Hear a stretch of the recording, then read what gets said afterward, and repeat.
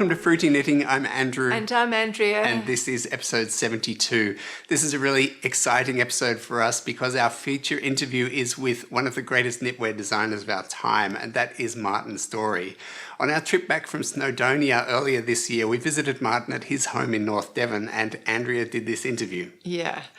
Martin Storey has been a hand knit designer since the 80s and has literally produced thousands of designs. He's been one of Rowan's leading designers for over 25 years, and his work is brilliant in every single category, whether it be garments and accessories for women or children or men, or just designs for the home decor. So if you're not really familiar with his work, you really do need to go and check him out. In fact, if you look up his name on Ravelry under designers, you'll start to see the full extent of his contribution, which is amazing. So we're super excited to be able to share with you a two-part interview with Martin Storey today. And as a really good contrast to Martin's interview, we're also featuring a shepherdess from Virginia who, together with 4 partners, is producing breed-specific yarns from the fleeces of their local farmers, and that's Solitude Wool. And Solitude Wool is presently producing around 17 different breed-specific yarns, and that's amazing. Yeah, so in Meet the Shepherdess, you're going to meet Gretchen from Solitude Wool. We're also presenting Jennifer Beale, who's making a second appearance on new releases. But right now, we're going to start with an update from me on my project. Yes. So this is the hiking jacket which I'm knitting based on Andrea's design, and it's going to be for her. In the last episode, Andrea did invite you to give some feedback on her idea of putting in a nice bright contrasting zipper here and putting in some contrasting colour on the collar. Andrea, you have in the end decided, well, we got lots of responses and feedback on that, lots of ideas, but Andrea, you have decided to stick with the plain blue. Do you want to explain that to our viewers? Well, to be honest, it was just a few things. In the end, I couldn't find the exact right contrasting colour that I knew I'd be really thrilled with. And apart from that, we did buy a lot of yarn for this project, and I just thought we've got to use up the yarn for the project. I knew that we were going to put some cables in, and cables really eat up yarn, and I wasn't sure how many. I didn't think we'd just do these tiny little squiggles. Small. So we've actually got quite a bit of yarn left over, so I thought, look, we should just use it up. So there was those 2 reasons, but there's also, I just wanted you to get the darn thing finished. Right. Because there's a whole lot of really interesting projects and exciting projects waiting for you. Okay. Are you suggesting I'm not getting through enough projects, Andrea? Yes. Right. But anyway, thank you so much for putting in your comments and giving me your feedback. I hope none of you are miffed that I haven't taken your suggestions. Actually, getting feedback is good. I like getting feedback when I can't make up my mind, because either if you feel like you really want to take a risk and do something that is really exciting for you, but you're still insecure about it, and if there are a few more people say, no, it's a great idea, go for it, then it really gives you that confidence and courage to do it. Or you get some opinions and you think about them and you think, no, I really don't agree with that, and then it makes you go back to your original idea and be stronger in it. So either way, feedback's good, and thank you very much. Yeah. So it doesn't look like a huge amount of progress on this since we showed it last episode, but what I have done, I mentioned last time that the collar here is sort of doubled over, and I finished knitting that up and I did sew it down inside, and I actually used the technique which Andrea presented in the last episode, where sort of sewing it from the needle and... With the whip stitch. The whip stitch, yep, that's what it's called. And that was a new technique for me. And with lots of these techniques, the real challenge for me is figuring out exactly which stitch I'm meant to go into. And that was difficult here as well, but I did sort of get the hang of it under close supervision. It's so neat. It's beautiful, yeah. It's really neat. I got feedback as I went, and apart from finding the right stitch, the feedback was not too tight, and then shortly after that, the feedback was not too loose. But I think it ended up all right. There was a little bit of, pulling afterwards and that sort of thing. It's really neat. So there was that. We've done the I-cord bind off. I-cord bind off is always, I did that on that shawl that you may remember. It's 3 steps forward and 2 steps back, so that takes a bit of patience, but it's a really nice result here. And you can see the beautiful zipper in here, blue, with the brass finishing. There is a bit of a surprise that I can show Andrea. So if we open this up, then we can reveal here, there's this beautiful ribbon which Andrea happened to pick up. I think you picked this up at Edinburgh Yarn Festival. Edinburgh last year, and it's these beautiful seagulls. Yeah, I might insert a picture so you can see up close, but it's got these lovely seagulls on it. So I've actually been helping Andrew with his knitting quite a bit lately, and which is fantastic, but it does make me feel a bit sort of frustrated and want to get onto my own knitting. And so late last night I was inserting the zipper, and if anybody's interested, I show you back in episode 61 how all the steps that it takes to insert a zipper or sew in a zipper with a sewing machine to a knitted cardigan. So I did that on the Carbeth, and that's back in episode 61. Anyway, last night I was sewing it all up, and I found this beautiful ribbon, and I thought, oh look, it'll look really nice. There's a little bit of pop of colour on the inside if I put the ribbon in there. And normally you should really hand sew it down, but I was just feeling so frustrated. I wanted to get onto my own knitting, so I thought I'm just going to do it with a sewing machine.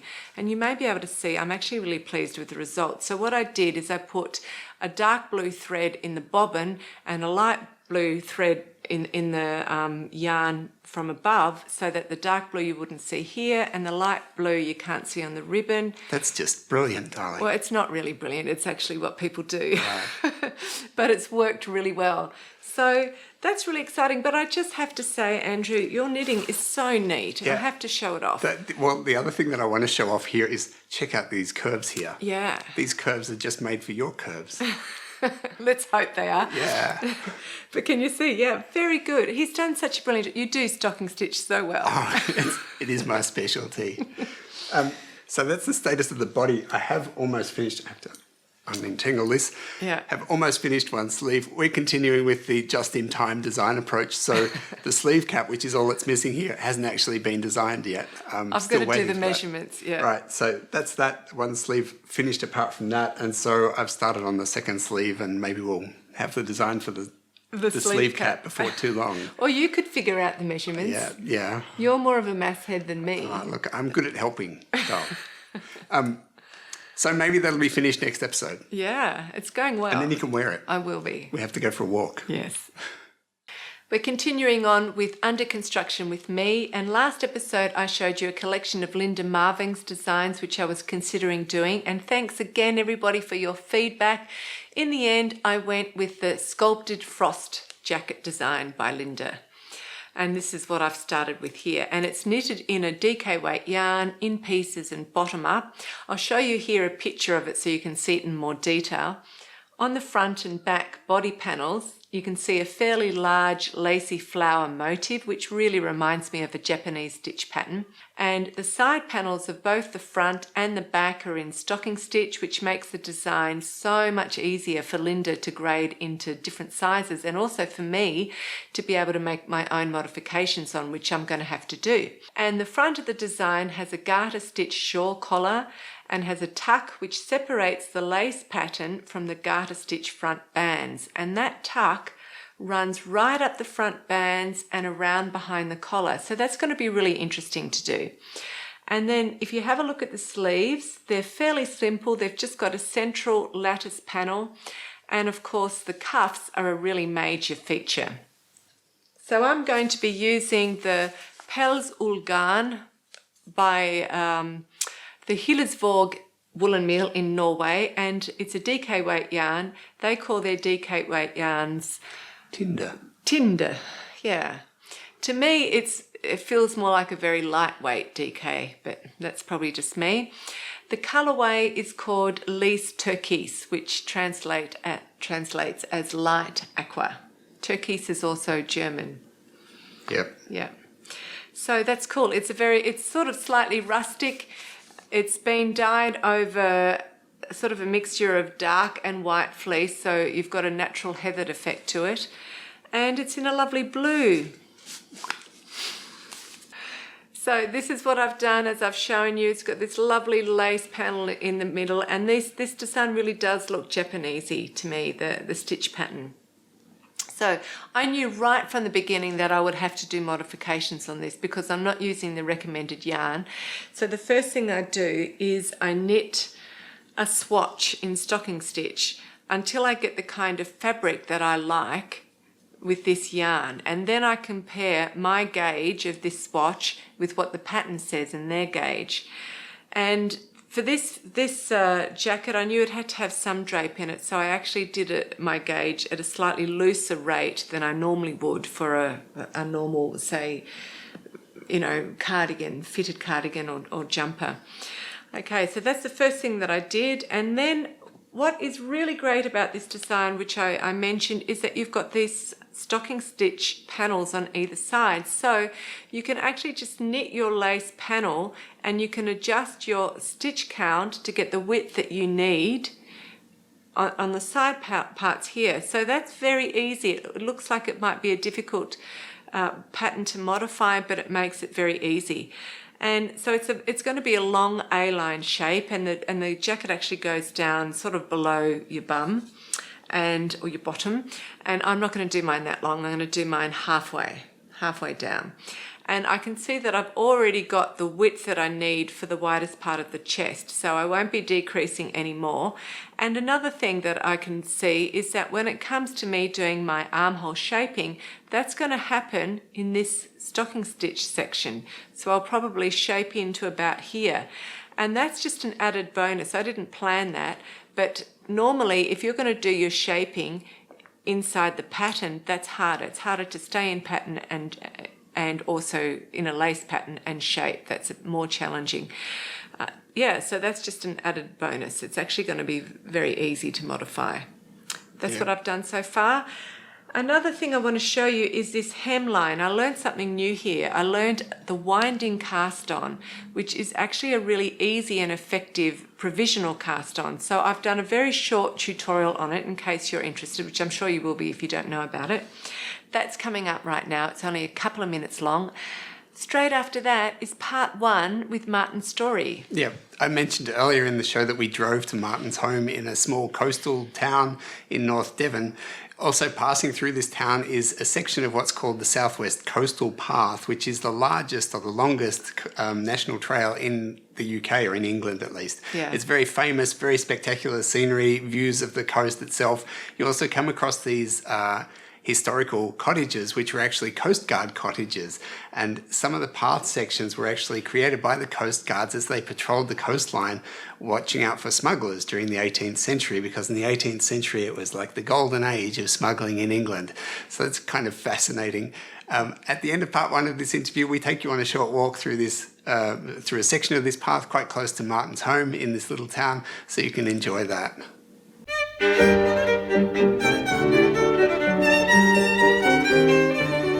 This is the back section of the sculptured frost design by Linda Marving, and I'm going to show you how to knit this really lovely folded hem. It's done with a provisional cast on, but one that I've only just learned how to do. It's called the winding cast on, and it's highly effective and neat, as well as being quick. The cast-on's worked over 2 needles that are held parallel, and it results in having 2 sets of live stitches across these 2 needles. And you can do this technique on double-pointed straight needles, but I think it's much easier to do it on 2 circular needles. One of your circular needles should be the size that you'll be knitting your garment on, and the other one it's best to have a half size smaller.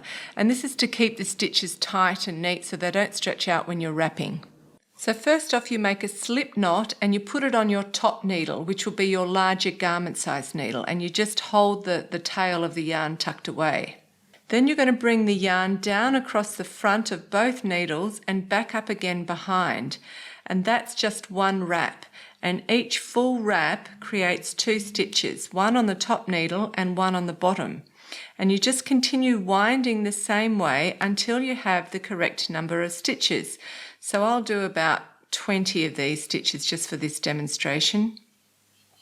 Now when you're counting, you just count the wraps on the top needle, and that'll tell you how many stitches. So I've got 2, 4, 6, 8, 10, 12, 14, 16, 17, 18, 19, 20. If you're casting on a lot of stitches, don't let them all bunch up on top of each other or have them too spread out. That'll make them too loose.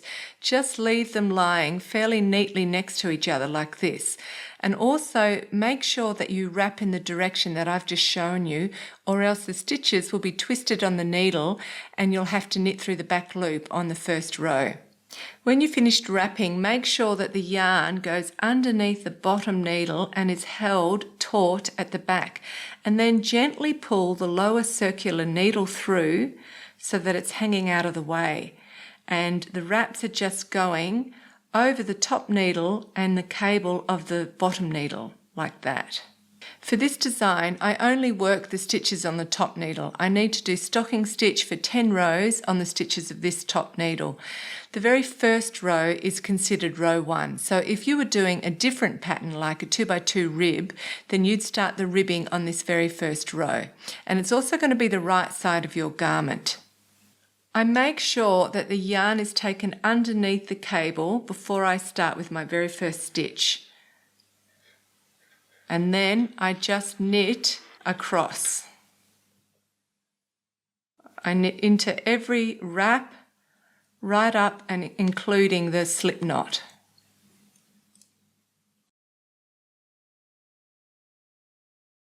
And there's the last slip knot here, which I knit into. So that's the right side of the fabric. You can see you've got knit stitches there. If I turn it around, you can see I've got the purl bumps there, and that'll be the wrong side. So I'm now going to complete 10 rows of stocking stitch on this top needle here to complete the hem. I've completed 10 rows of stocking stitch for the hem, and now I want to close up the hem. So I slide the needle back so that the needle's where those stitches are instead of the cable. And to close the hem, you fold the fabric so that you're holding that second needle behind the work, like that. And then I'm going to knit the first stitch on each needle together.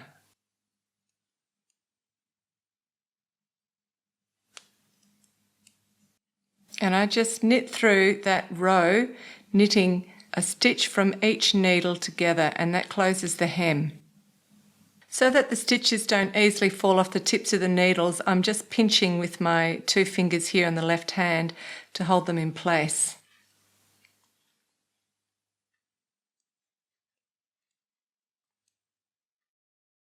So here's the little hem all closed up, looking great. I think this type of provisional cast on is brilliant. It's very easy and quick, especially if you don't have to cast on hundreds of stitches, and the finish is very neat.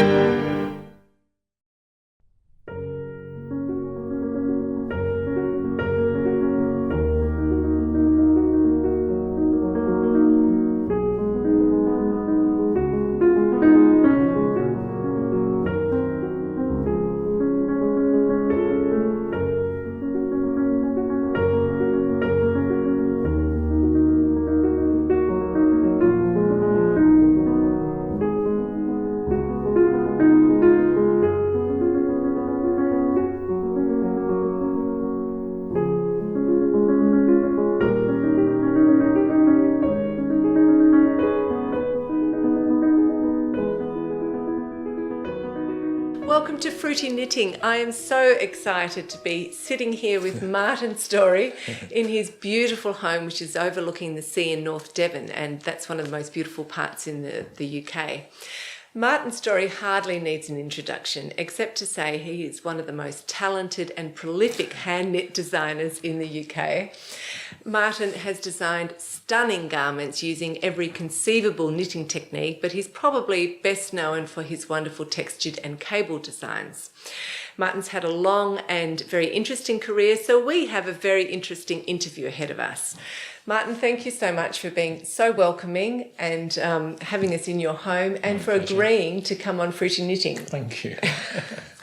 So I thought we'd start off talking about your early journey into knitwear, because what's interesting is that your life as a child was a stark contrast to your present lifestyle and work, because you were raised on the family pig farm on the east coast of Yorkshire.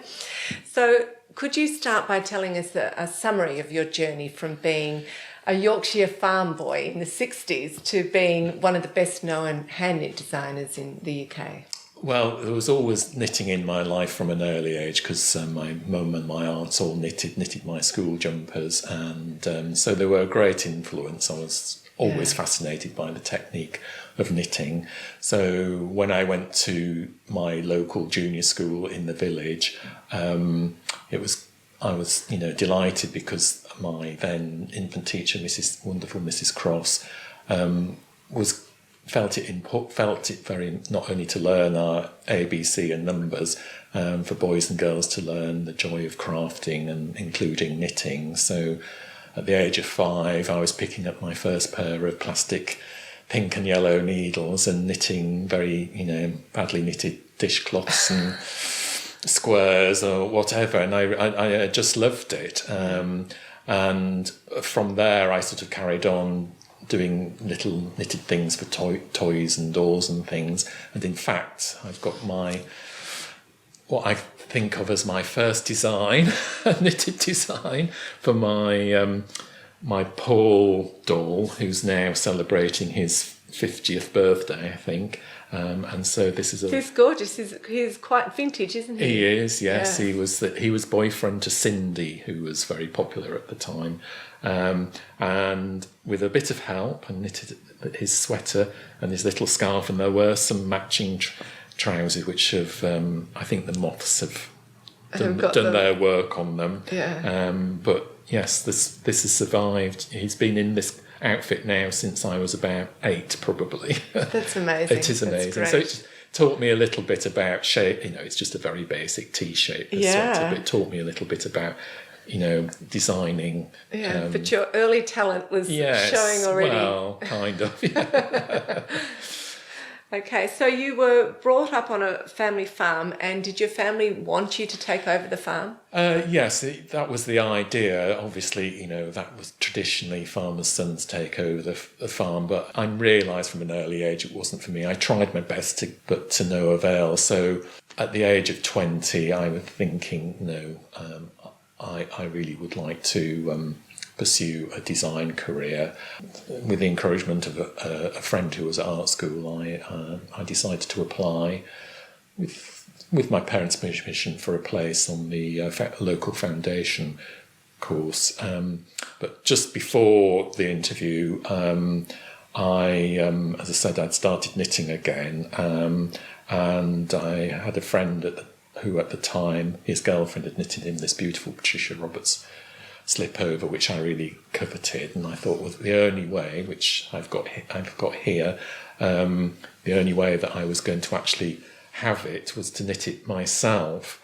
And having never, as I said, knitted anything other than stocking stitch, I cast on and just followed the instructions to the letter. And I took this along to my interview, and on the strength of this, if I hadn't had this, I don't think I would have got a place at art school, but based on the strength, they were so impressed. I got a place, and so this is a very valuable. It launched my career, really. Yes, it is valuable. That's why I've kept it. I mean, it's however old now. He's obviously getting on for 40 years old, and I couldn't afford the Patricia Roberts woolly burr yarn, I think it was called. So this is knitted in a Peyton's Beehive DK. And then you were working for artwork and then on to Rowan, wasn't it? Yes. So after graduating 4 years at art school doing fashion and textiles, I decided at that point I would really like to pursue design in hand knitting or knitting. So since 2001, I've been a full-time contracted designer producing magazines and seasonal brochures. So let's just go back to your formal study. What aspects of your formal training did you find most useful, have proven to be most useful over the years in your career? Having studied fashion, it was instilled in us that we need to be thinking about and our design and research all the time, and also we were asked to do. Every week we had to come up with a little mini collection of ideas on the course which we would be critiqued for. So it got me into the habit of always collating ideas, always having a bank of ideas for at that time and for my future role with artwork. So I always have a notebook or sketchbook with me when I'm out and about, and I could be getting inspiration from people on the street or in a restaurant or the cafe. What I normally do is collate all this and put it into a box, which I can show you. Yeah, you've got a box down here, because you were telling me earlier that you have sort of like a daily routine, don't you? Yes, cataloguing your ideas. Yes, I and do. inspiration. Yes. In these funny little plastic boxes.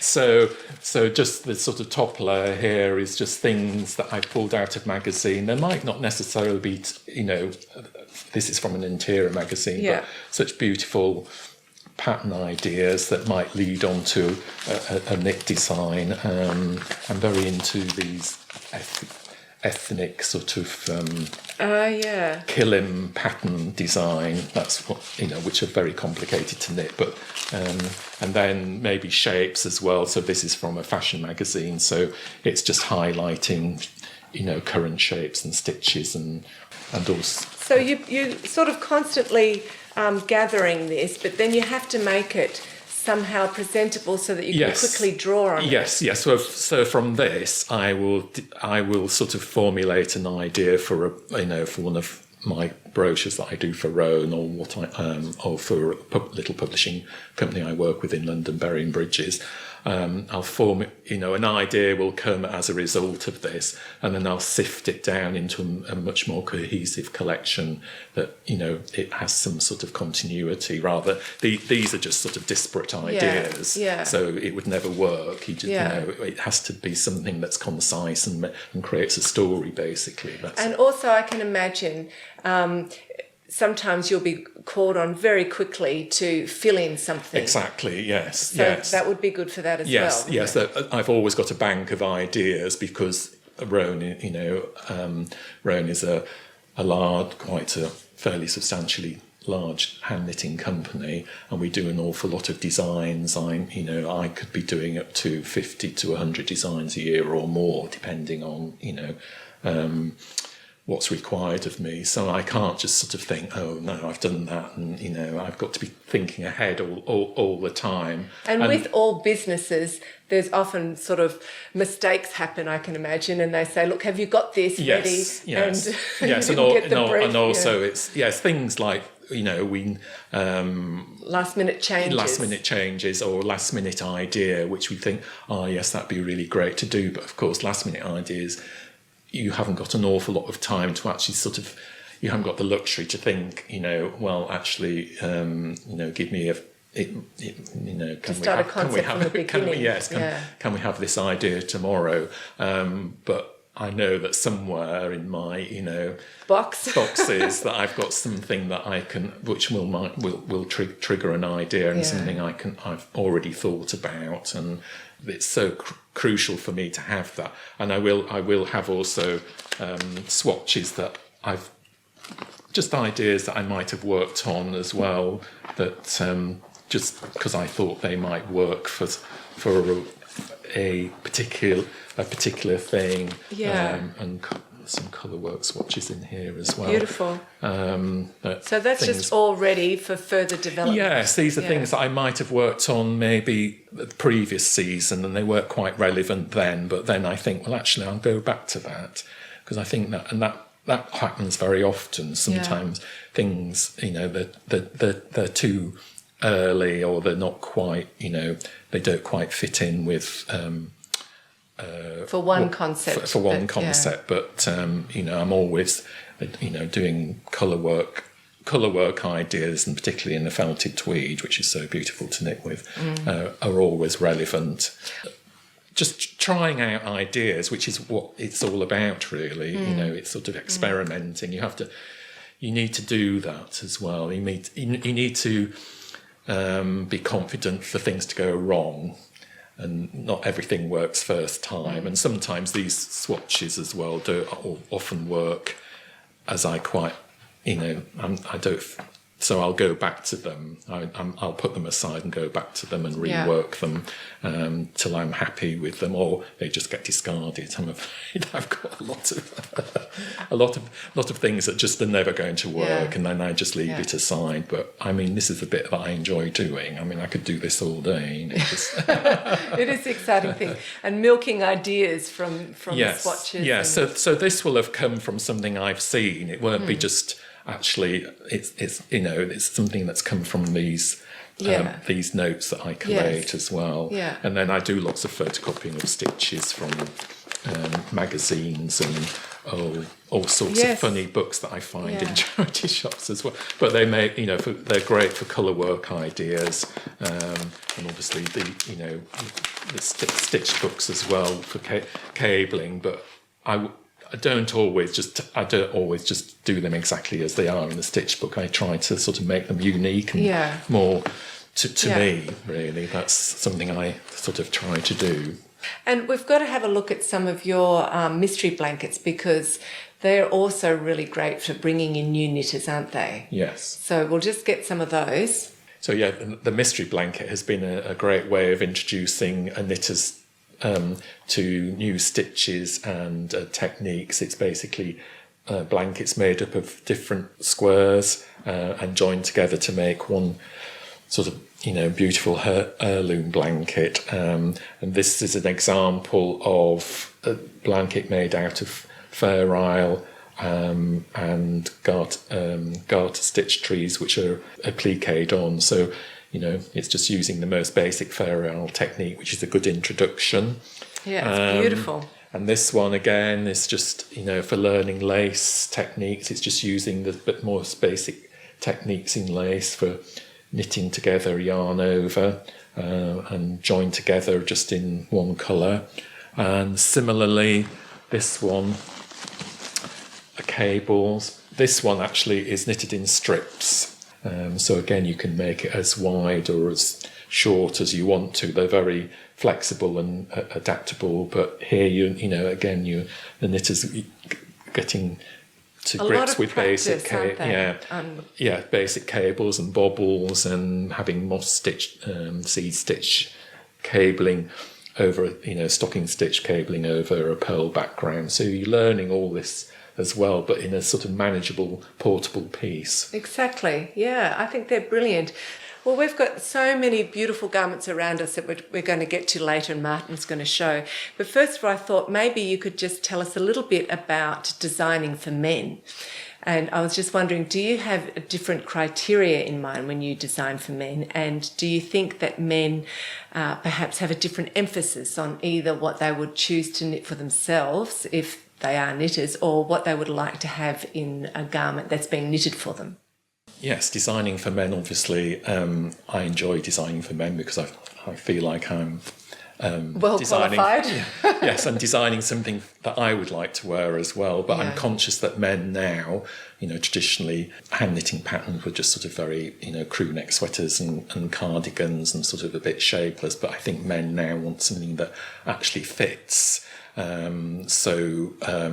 I'm wearing one of my designs in superfine merino Aran from Easy Aran Knits, just to illustrate actually now, men like a neater armhole shape, or whether it be semi-fitted or a raglan, they don't want sleeves that are ending up down here. So we're conscious of all these measurements and around the bicep and also the body width as well.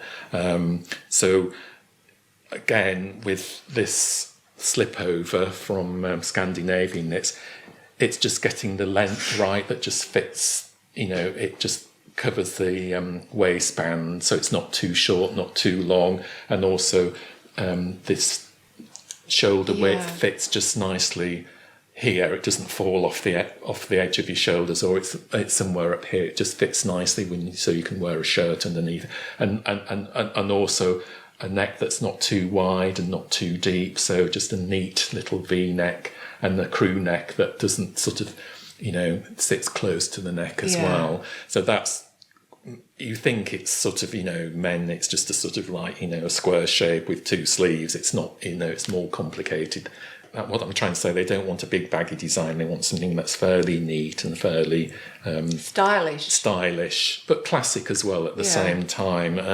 And so again, just the idea of the slip over, but doing it as more as a waistcoat with little pockets. That's gorgeous. And a bit of a bit of colour work as well here, but just very simple muted colours as well. So, and then something like this again,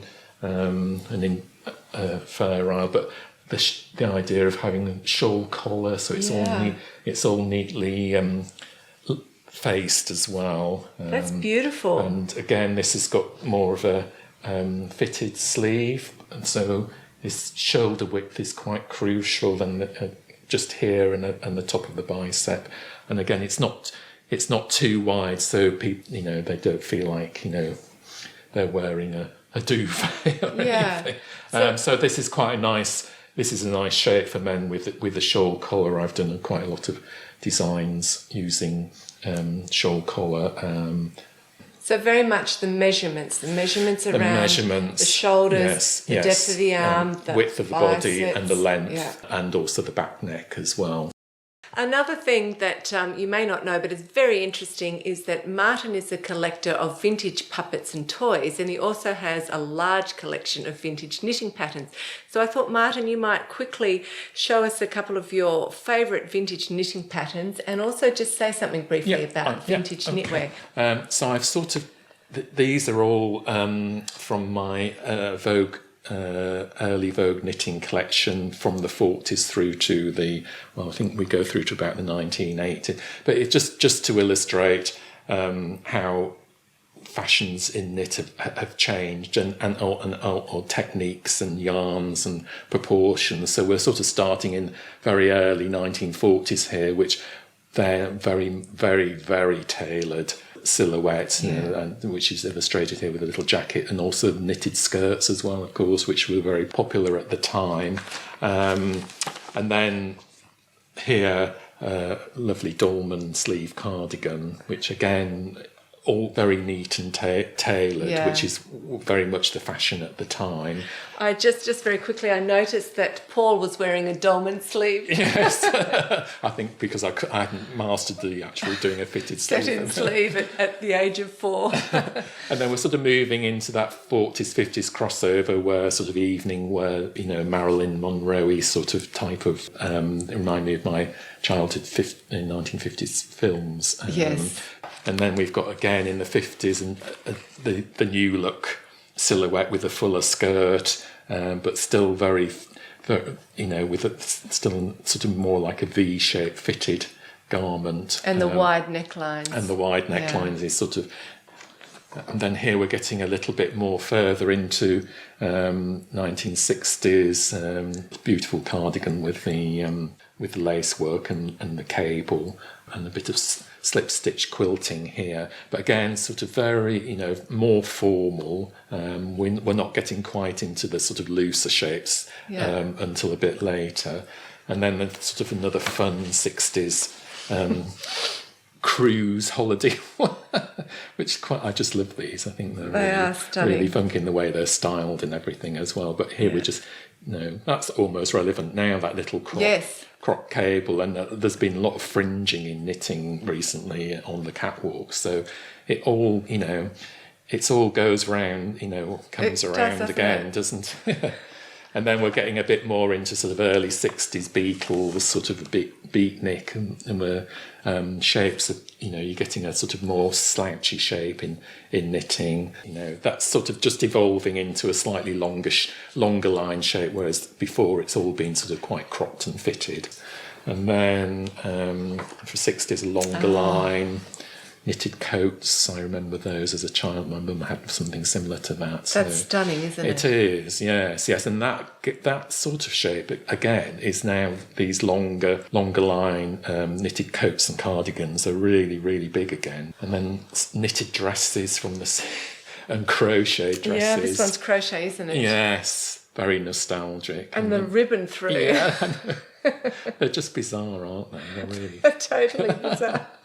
but good fun. But I remember a lot of knitted dresses from that time, and also then we're getting into sort of late 60s, early 70s tabards. I think I had a knitted tabard when I was a child, and again the mohair and the angora yarns that were becoming very popular at the time.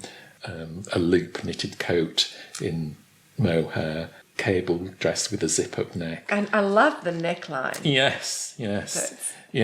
But with the high boots. Yeah, and then fantastic. We have one of Cave's very early designs for Vogue knitting.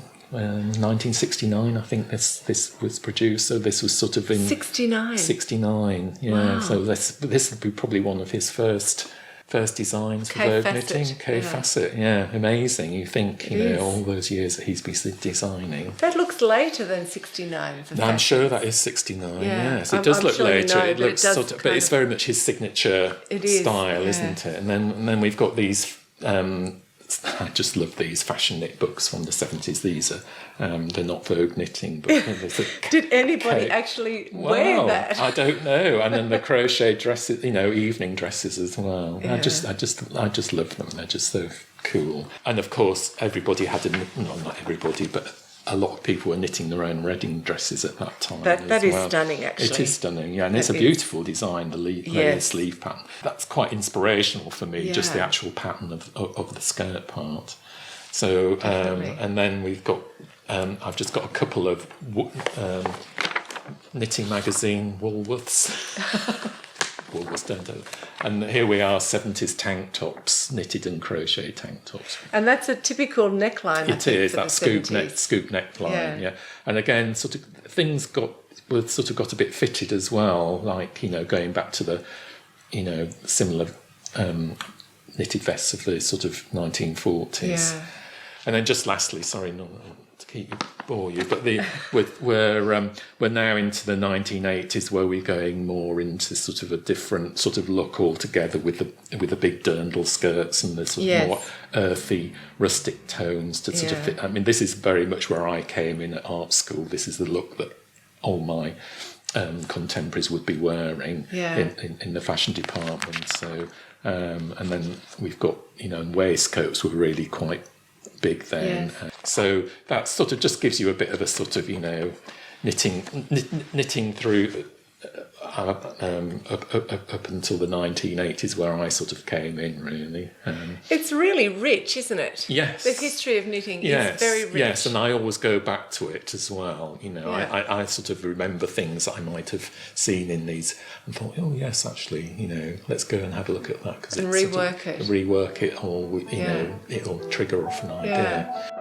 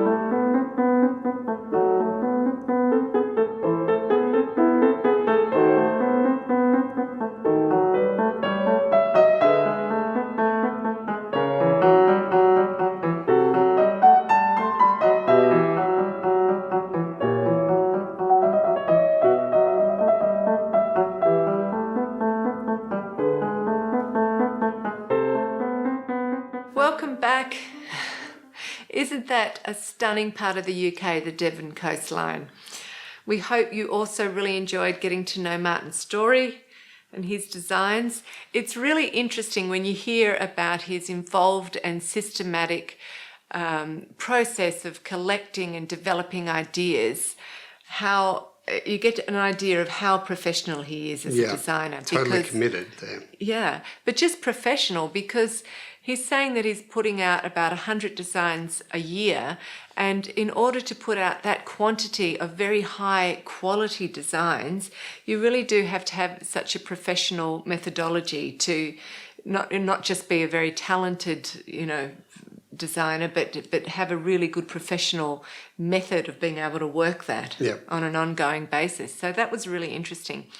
And Martin does have extremely challenging and intricate designs that incorporate intricate cables and intarsia and stranded knitting, and they give the experienced or ambitious knitter a super good workout. But he also has a series of books and patterns which are aimed at the new or inexperienced knitter, and they introduce the knitter to just basic cabling or basic Aran work or basic fair isle. But those designs, even though they're simple, are really stunning that even experienced knitters will want to knit them because they just want the product at the end. Yeah. So we thought that we would start a new knit-along and call it the Martin Storey knit-along. We've never actually dedicated a knit-along to one individual designer before, but Martin just has such a strong, collection of designs that suit every kind of knitter that we thought this is a really good thing to do. So I'm just going to show you a series of his designs as I'm talking here. But for example, if you only like to knit accessories, he has done a ton of accessories, simple and complex. And if you are a garment knitter, there's a lot of complex or simple garments for women, for men, for children or babies, if that's what you like. There's a lot of blankets, there's cushions, and there's even hot water bottle covers. He's done a couple with fair isle designs. That's a really good project for a first-time fair isle knitter. Yeah. So we're really, given the breadth of the portfolio there, we're really hoping to get a lot of people involved in this Cal. It's starting on the 1st of March and going for 3 months, so finishing at the end of May. There are really no rules apart from it has to be a Martin Storey design, and you can enter as many times as you would like. To get you started, we're really pleased to announce that Martin is offering a 15% discount on all of the books that he's independently published, and you can find them on his website. He has produced 8 books, and most of them are geared towards the inexperienced knitter, introducing you to things like fair isle, cables, and other techniques. You'll also find some of those lovely men's designs and some of the blankets that he showed us in the interview just now in those books. Martin is also offering a 25% discount on his latest It's a Wrap collection, which you're going to see in more detail in part 2 of our interview. All details of these discounts are available on the Patreon site. So I have to point out that I am wearing a Martin Storey design here. This is the Welk design, which you can find on Ravelry, which I knitted up. I think it's beautiful. I love the way it fits. I enjoy wearing it. It's perfectly on your shoulders. That's right. With a nice, neat little neckline, just like it's meant to. Absolutely. And it's quite unusual for me to be knitting 2 garments simultaneously, but I'm also knitting a Martin Storey design, and it comes from this book, which sadly is no longer in print, the Scottish Heritage Knits. And I'm knitting a design in it called Aberdeen. And Aberdeen now has a good part in our hearts because that's where we catch the ferry to go to Shetland. Yep. So it's cool to know a place in person. Yep. And there's 2 of the designs in here you will see later on in the second part of the interview with Martin. So that's really cool. So the design I'm doing, Aberdeen, I saw a couple of years ago and I just went crazy for it. And I'm still going crazy for it 2 years later. So I really do have to knit it up. So you want to see what it is? Here's a picture of it. And I'm sure you can see that I absolutely adore the bright grassy green and the contrasting salmon pink that goes in it. And I really love the contrasting zingy band on the hem and on the cuffs. And by the way, here's another design that I'd love to knit from the same collection. I really like the combination of fair isle and tartans and argyles all busily put together. That's really my style. Yep. But unfortunately, this design was designed with a yarn that no longer exists, and that's the Rowan fine tweed. And you will recognise this jumper. It's at the beginning of every episode. I knitted this out of the fine tweed years ago for Andrew, and I just want to say that Andrew's worn it about 100 times or 200 times at least, because you've worn it. It was one of the early jumpers that you made me, and so I wore it a lot. With backpacks, with all kinds of things, and there's just no pilling on it. It's amazing. It was a fantastic yarn. It had a ton of colours. They were really great heathery colours that did very well in Fair Isle. So I'm using instead the Rowan Felted Tweed. So here's my colours here, and much to my surprise, I got a gauge that was almost the same as the fine tweed. My gauge was 26 stitches and 33 rows, and the recommended gauge is 26 stitches and 34 rows. So I was super surprised about that. So unfortunately, there isn't the really bright grassy green in the Felted Tweed colourway. The closest is this avocado. So mine overall is going to be a little bit more muted, which is okay. Now, I do have a bit of a dilemma, because if you have a look again at the pattern, you have a look at the zingy band, the red and the yellow that are on that pattern is the same red and yellow that's here. So it's that sort of mustardy yellow, and this red here, which has sort of got it's a bit more of a rusty shade to it. So it's a bit more of an orangey burnt red than a blue red. And the Felted Tweed doesn't have that colour. It's the closest is this one, which is more of a blue red. And so that kind of doesn't clash as well. And I wanted to keep that zingy band. So I wondered what it would be like to use this orange and put the orange with the yellow as a zingy band in contrast. So I did a bit of experimenting. I don't know if you can see that. And I did a swatch. Here's my swatch. It's a bit of a tangled mess, so let me explain. The design is knitted in pieces from bottom up. Now I'm going to convert it to be knitted in the round. That's really easy to do. I'll probably knit it in the round to the armholes and either steek the armholes, they're set in sleeves, or just knit the top bit in pieces and join. But in order to get a swatch that's going to match knitting in the round, you can't purl back.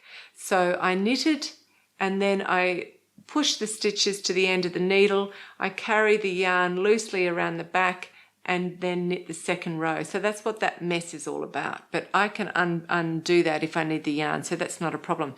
So this is it. Now you might also notice that my argyle triangles or diamonds are a bit more squat than in the pattern. That's because I knitted them that way so I could get through the colours quicker, because I wanted to see if it was going to work. So here we are, and I need your hands. All right. So I'm quite fascinated with that zingy band there with the orange, but it did take me a while to decide, no, I'm going to ditch it and I'm going to do the red instead. The reason what I thought is that there's not a strong enough contrast between the orange and the yellow. So then I knitted the band, here it is here, I've done the full band in the red and yellow, and if I put that across it like that, move it a bit more forward to the camera there, and you can see it actually has a different look. It looks heavier. Yeah. You can see it's a stronger contrast, but the whole thing looks heavier, and I don't know what to do. So Martin, I really need your help. I need your advice. What should I do? So that's sort of that will work. This is crazy, but I don't want it to be too crazy that it looks a little bit too try-hard crazy. Yeah. So I'm in a big dilemma and I can't move forward because this is where I start. So I need to figure out what I'm going to do. But there we go. There's the start of that project. Yep. Coming up now is Jennifer Beale in New Releases. We actually featured Jennifer Beale in New Releases in episode 62, where she presented her very first 2 published designs. Since then, she's published another 5 designs. They're all really individual with totally out-of-the-box construction techniques. So if you're after something to stretch your knitting mind a little, you might want to take a look at her portfolio. And Jennifer is offering Fruity Knitting patrons an extremely generous discount of 40% off all of her patterns for a limited time. So thank you so much, Jennifer.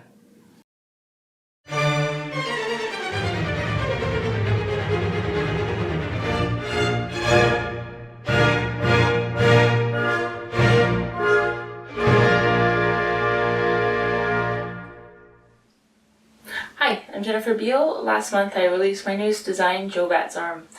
The idea behind this first started in September when I was watching our little guy play and I was admiring his baseball raglan shirt, and I thought, oh, that's it, I have to make a fancy raglan sweater next. Because there's a place in Newfoundland here that's called Jobat's Arm, and whenever I've heard this name, I think raglan sweater. It's the perfect name for a raglan sweater.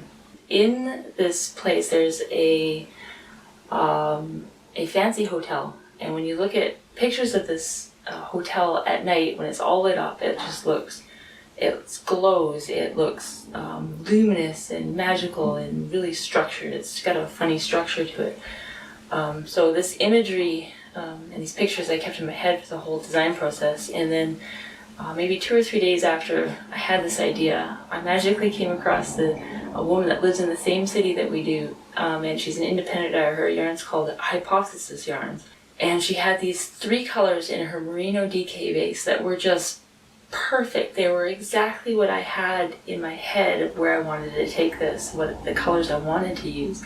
So I think finding her and meeting her right when I had this idea was kismet for it. It's an adventurous knit. It's knit in pieces, so there's a lot of seaming and finishing involved. You do the front and the back and the sleeves flat. All the cables are worked flat first, and then after you sew up the sleeves, you do the ferrule band that runs along the side and the raglan in the round. So it's attached to the sleeve first by picking up stitches along the raglan cap, and there's a steek on the shoulder, and you pick up stitches along the raglan cap at the back, and there's another steek at the hem. So this is worked in the round, and there are decreases at the armpit and at the front neck for the raglan shape. So once you work this in the round and it's attached to the sleeve, that's when you sew it to the front and the back. After you finish sewing, you pick up the stitch legs along the seam, and then you work a knitted bind off. And that's the same as doing a single crochet along the surface. It's just I like doing it knitwise because it's really easy to keep that same tension that you use for the bands. And what this knitted bind off does along the surface, it really crispens up the sweater, and it adds to the overall texture, the overall structure. It gives there a nice little texture along each seam.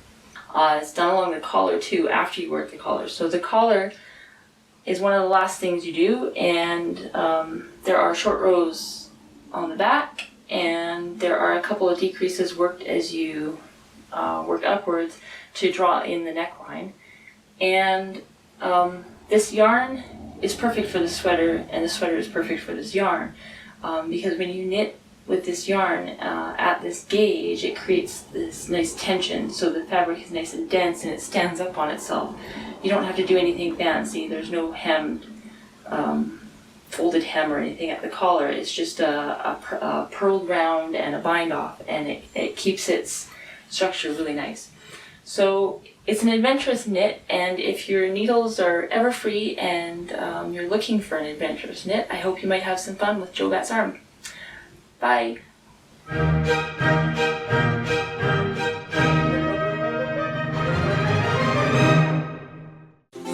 Gaily on we go, heel for heel and toe for toe. On and on we go, off from Barry's wedding.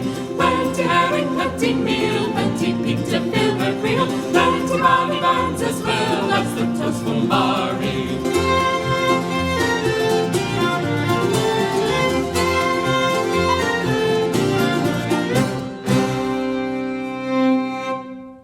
Hi, I'm Gretchen Frederick. I'm one of the 5 partners of Solitude Wool.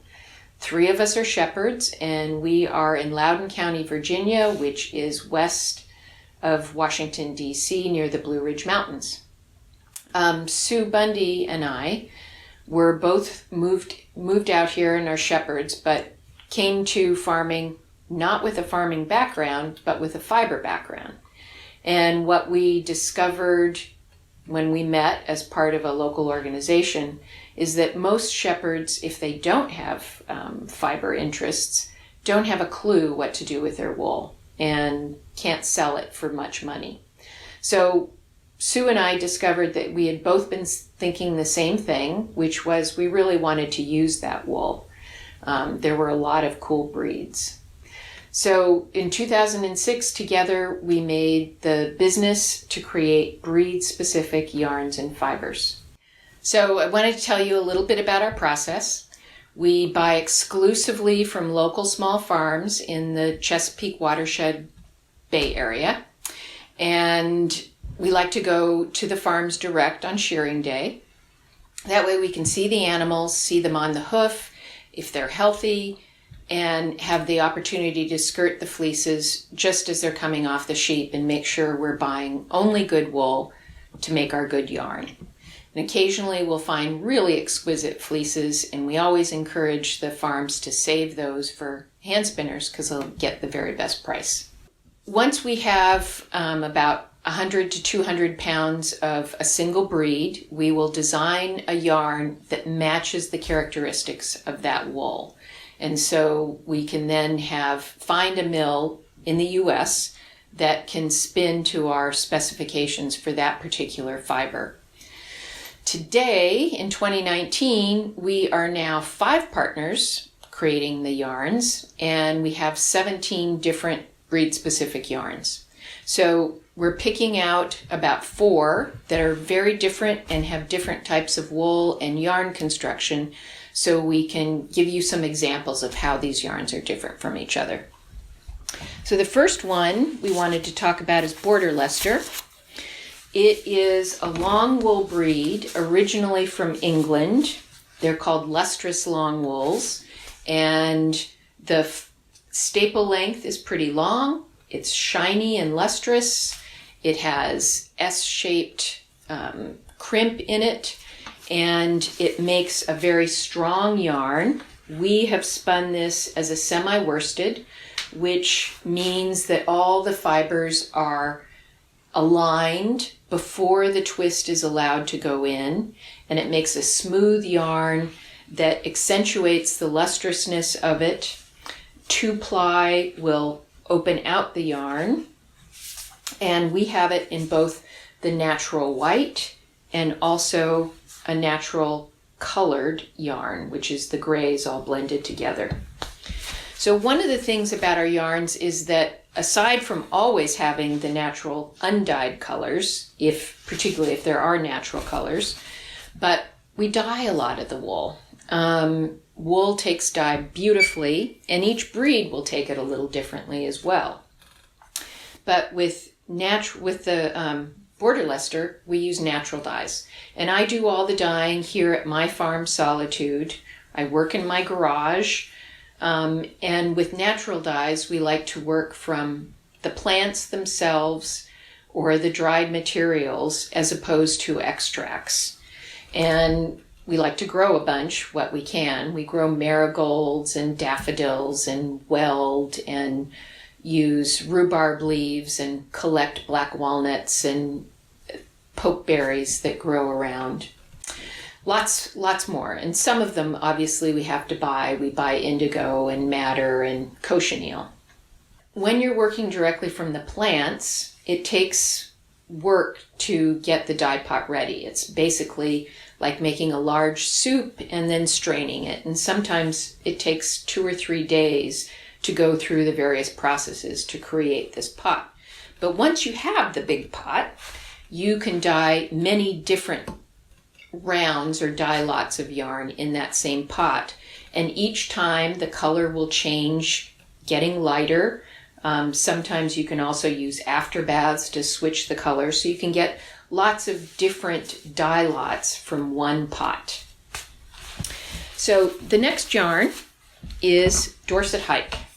Dorset is a breed of sheep, also from England, but this one is raised primarily for meat, and certainly here it is.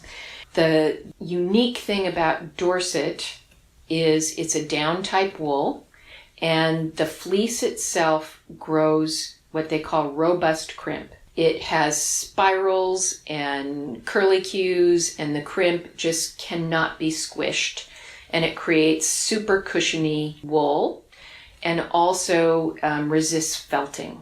Don't buy this if you're a felter. We wanted to make socks out of this yarn, which is very good for its cushion quality and also the extreme elasticity. But when you're spinning it, also you want to put in the correct structure. This is a 3-ply yarn, and it's imperative for socks for them to be a minimum of 3 plies. And we also added nylon for additional strength. So these are hiking socks that you can hike forever. The third yarn is Montedale, and Montedale True Woolen. Montedale is also a meat sheep, but this breed was developed here in the US. It's a giant pony-sized sheep. All the wool in this came from a farm on the eastern shore of Maryland. Montedale is a medium wool. It's medium in length, it's medium in strength, it's kind of medium in lustrousness. It's just a good all-around wool. But the interesting thing about this yarn is that it is a true woolen spun. And true woolen as opposed to worsted spun. It's the technique. So in woolen, the fibers are prepared, they're opened up and loosened, but they're all going crazy which ways. And when it's time to put the twist in, you want the twist to grab that crazy twisted yarn and trap it as you're spinning, so it doesn't have time to align the fibers. And that creates a yarn that traps a lot of air, and it makes a very light yarn that is super warm and insulating. So this is a fabulous yarn for hats. It also, woolen spun, also increases elasticity in a yarn. My Carbeth is made out of the Monte woolen, and it's a comfort yarn. I love knitting with this yarn. And the last one today is probably the strangest or the most outside the box. It's caracal. Caracal is a primitive breed of sheep. It's originally from Central Asia and could be the oldest breed. Primitive sheep have double coats. They have a long outer coat that protects them from the elements and wind, and a shorter down undercoat that is soft and gives them warmth. So the caracal, we have spun both of those coats together. They're not separated, and this is a 2-ply worsted, semi-worsted spun yarn. The really interesting thing about caracal is that long outer coat has absolutely zero flexibility or zero elasticity. It's also super, super strong, and it's the wool traditionally used in Persian carpets. Its other extreme characteristic is it felts. I'm probably felting it just by touching it right now. And so it's good for yurts. We use it for knit to felt projects like bags that will last a lifetime, and cozies, jar cozies. It's strong, but not next to skin wear. Thank you, Andrea, for asking us today, and we hope we've whetted your appetite to try one of these yarns. We think it's a little like a store-bought tasteless tomato versus an heirloom homegrown that has lots of personality and diversity. Thank you.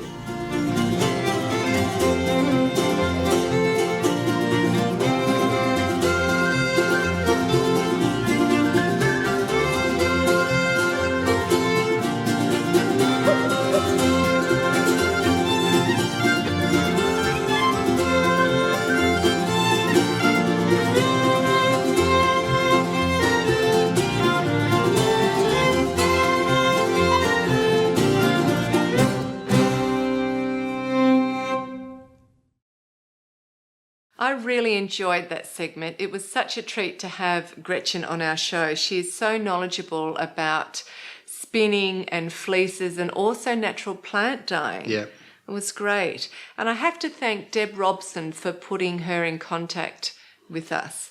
Deb Robson is the author of the Fleece and Fibre Sourcebook, and we interviewed Deb very early back in episode 23. And we've actually had a few of our viewers write to us and tell us that the Meet the Shepherdess segment is one of their favourite segments. So if that's the case for you, you really do need to go back and watch that episode. and that interview in episode 23, because Deb Robson is extremely knowledgeable.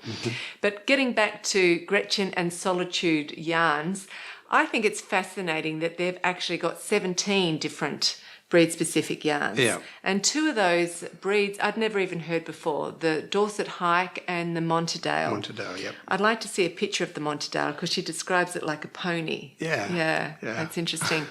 And I just think that when she's talking about the sock yarn from the Dorset Hike, I reckon you could try that out for me. Yeah, it was clear that was coming. Yep. But on their website, they've got a lot of information about fleeces from heritage and endangered species. So that's very interesting. Yeah, Gretchen is also supporting this initiative, which is called the Shave 'em to Save 'em initiative. And the purpose of this is to create a market or get contact between the shepherds for these heritage breeds and people who consume yarn from or can Fibre consume yarn. artists, Yeah, knitters, fibre artists, weavers, knitters, yeah. So and ultimately create a healthy market and preserve the genetic diversity, which I think is a really great thing. So you can find out all about that initiative on the Solitude Wool website. Yeah. And Gretchen and her partners are offering Fruity Knitting patrons a 15% discount off everything in their online store.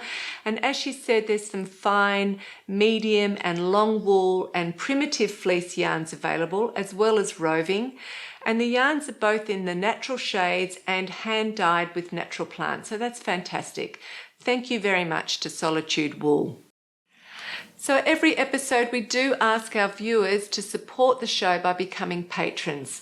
This isn't a hobby. The workload to produce the content of this show is enormous. That might be hard for you to imagine, particularly if you have never been involved with doing something like this, but it is really a very full-on workload, and we do need to keep it sustainable, and our goal is to have Andrew working on the show full-time so that we can do that.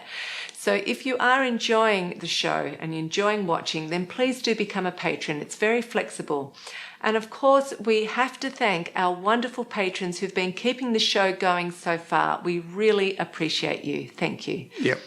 Coming up now is part 2 of our interview with Martin Storey. It was a real privilege for us to be able to spend time with him and talk to him, so we're sure you're going to enjoy the second part of the interview. We've really enjoyed having your company today, so thank you for that. We'll be back in 2 weeks' time. Bye. Bye.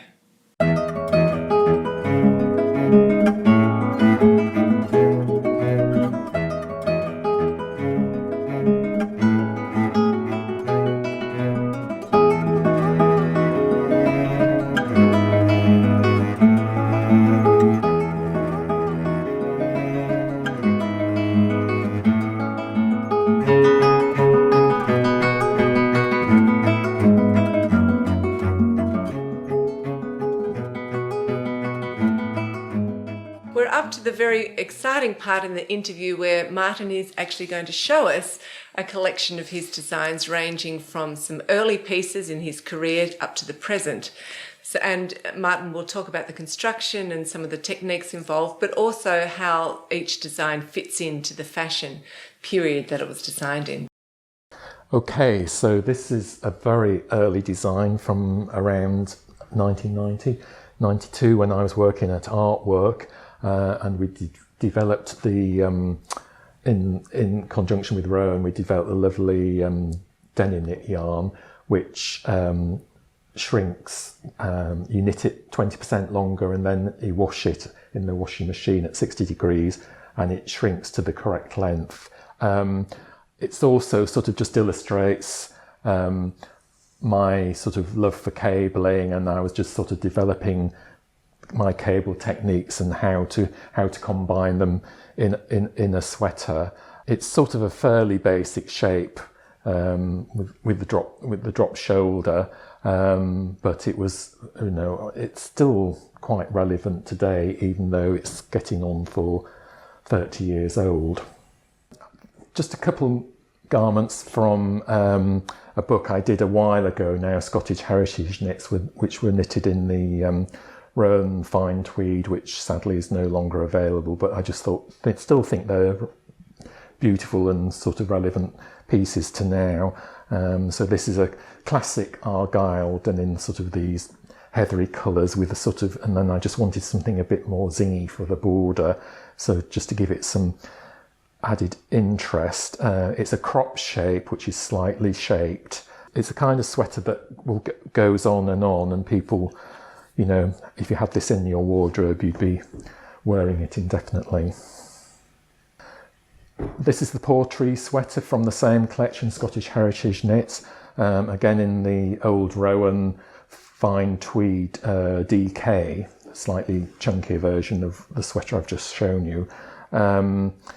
Slightly semi-fitted, so it's just skims the body, which is a nice shape, and again in a satin sleeve with a higher roll neck.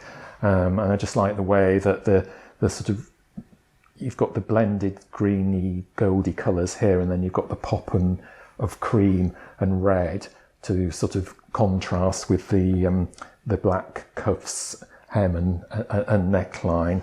And again, I think it's one of those classic pieces that if you had in your wardrobe would just go on for forever and ever. Which brings me up to date with my current collection, the wrap collection, which is available on Love Knitting and on Ravelry. So for this, I've created a collection of 9 pieces, and a few of them I'm going to show you here.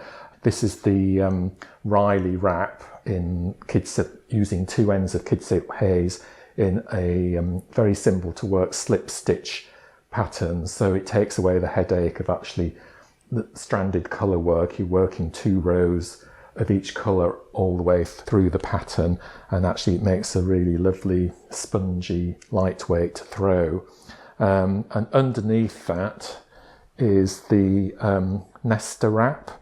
Again, a very simple poncho shape. It's just literally a strip of knitting which is joined along one of the moss stitch side seams. So when it's worn, you get this sort of nice asymmetric draping. And again, that's just in a fairly simple to knit lace, which I've created a sort of large diamond look for this. It comes as a just as a nice wraparound scarf as well, the same design. This is in the Rowan Alpaca Classic, which is a beautiful yarn which we introduced for the new season, and it just gives such a lovely drape and sort of lightweight quality to it. Okay, so this is another piece in the same collection. This is the Bridget wrap, again using the 2 ends of beautiful Rowan Kid Silk Haze, and similar to the striped black and cream wrap that I showed you earlier. This is in a slip stitch technique where you get this sort of lovely bird's eye spot, which is knitted on the wrong side as well as on the right side, so you get a slightly raised textured effect. And what I've done is I've just done it so you get a slightly, a darker grey border, just to give it some added design interest. And also, obviously, it can be worn just as a sort of shawl, but again, just very beautiful and lightweight and easy to wear. Okay, so this is another design from the same collection, this time in the Rowan Alpaca Classic. This uses cable and lace techniques, so you get this lovely sort of heart design. I think that's called a gull stitch cable. This one has been particularly popular because I think it sort of fits into that sort of lace shawl knitting that is very popular at the moment. But yeah, all these yarns are just beautiful for these sort of projects because they're lightweight, so they're not too heavy, and the drape quality is just fantastic. So finally, another wrap, but this time in the wonderfully light and airy brushed fleece. I mean, it is classed as a chunky knit, but it's so beautiful and light, and it doesn't pill when worn, which is an added bonus to this yarn. Even though it's got cabling, I've tried to keep it light and airy with the lace little triangles in between the cables and a little lace edging. Throughout the collection, I've chosen a fairly monotone range of colours that I've gone with sort of taupes and dark light greys, then a bit of black and cream for a bit of a sort of more edgy modern look. But this is one of my favourites actually. I think even I would wear something like this. Well, Martin, it has been so fascinating to get a little personal tour through your own design collection, to hear your insights about the hand knit industry and your experience in your career. We're really privileged to be able to hear that from you, and thank you so much. Thank you. We've just got a couple more questions. I'm interested to know, are there any areas in knitting that you haven't yet explored to your complete satisfaction? Well, I think the shawl knitting, which is such a big thing here, well, in America and here, so I think it's time for a Martin Storey shawl collection. And I'm fascinated by the techniques and the knitting of shawls, and I wear shawls and big scarves personally. So well, that's really exciting, because it is amazing with the decreases and increases, all the shapes you can get, isn't it? It is, yes, and creating that beautiful triangle shape in all sorts of different forms and combinations and stitches as well. So I think that's going to be brilliant. You'll have a lot of fans out there who'll be very excited about that. And I thought, just to end off, I'd like you to say a few words on another topic, and that is, when you first started in the hand knitting industry, the male knitters were very rare, and there are a lot more of them now, and maybe that's due to the influence of social media. But I thought perhaps you could say a few words of wisdom to encourage more men to join in on this really wonderful craft of knitting. Well, I think firstly there isn't the stigma there about men knitting and knitting in public. So I'd say be an out and proud knitter. Yeah. But do try and learn your craft as well. There's lots of great, tutorials if you're thinking of starting knitting. And there's lots of great men's designs coming out now. I think the industry is aware that men need good knitting design. Yeah, I just sort of say, go and pick up a pair of needles and don't let anything hold you back, really. I would try and encourage more male knitters to get on board. And I find that often men I've taught in workshops, and they've come from engineering backgrounds, pick it up very, very quickly. So more the merrier. Absolutely. Well, thank you so much, Martin. It's been a real privilege to be here with you. Thank you. Yeah. Okay, so we'll say goodbye to the viewers. Bye. Bye.